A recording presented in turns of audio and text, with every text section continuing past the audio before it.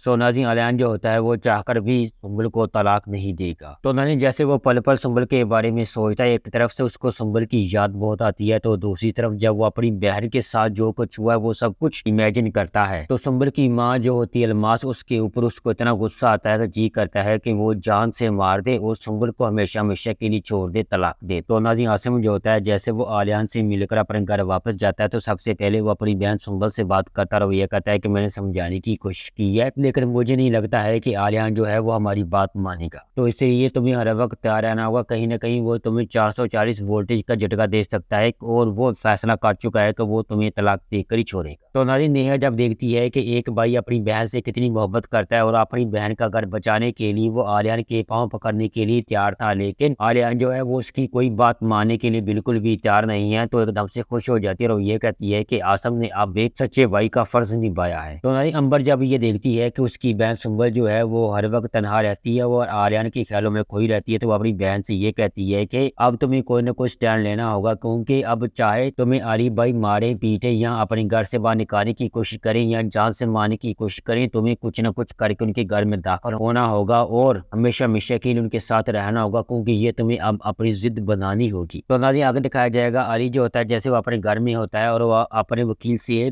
उन पर राब्ता करता है कि मुझे डाइवोर्स पेपर तैयार करवाने हैं, तो आगे से वकील जो होता है और वो ये कहता है कि मैं अभी अपने ऑफिस में हूँ लेकिन कोर्ट जाने लगा हूँ। तो दूसरी तरफ अली जो होता है वो कहता है कि सुबह मैं आपसे मुलाकात करूंगा। अली जैसे अपने ऑफिस में जाएगा और जब उसका दोस्त उससे ये पूछेगा तुम कहाँ जा रहे हो, और वो ये कहता है कि मैंने वकील साहब से कहा है कि डाइवोर्स पेपर तैयार करें क्योंकि अब मैं सुंबल को तलाक देने वाला हूँ। तो उसका दोस्त जो होता है उसको समझाने की कोशिश करता है और ये कहता है कि इस घिनौने काम में मैं तुम्हारा हरगिज साथ नहीं दूंगा। तो अगले दिन दिखाया जाएगा अली जैसे अपनी बहन के कमरे में आता है और जब उसकी तस्वीर देखता है उसके जख्म जो होते हैं एक बार फिर से ताज़ा हो जाते हैं, और जैसे वो अपनी बहन की कब्र पर जाता है वो वहीं से फैसला करता है कि चाहे कुछ भी हो जाए लेकिन मैं सुंबल को तलाक देकर छोड़ूंगा। तो आगे नाज़रीन दिखाया जाएगा सुंबल जो होती है वो ज़बरदस्ती से अली के घर में दाखिल हो जाती है, तो दूसरी तरफ अली जो होता है जैसे वो अपने लिए नाश्ता बना रहा होता है, तो जब वो सुंबल को आते देखता है उसको एक पल के लिए ऐसा लगता है कि सुंबल जो है उसकी आंखों के सामने है या फिर महज उसकी आंखों का धोखा है।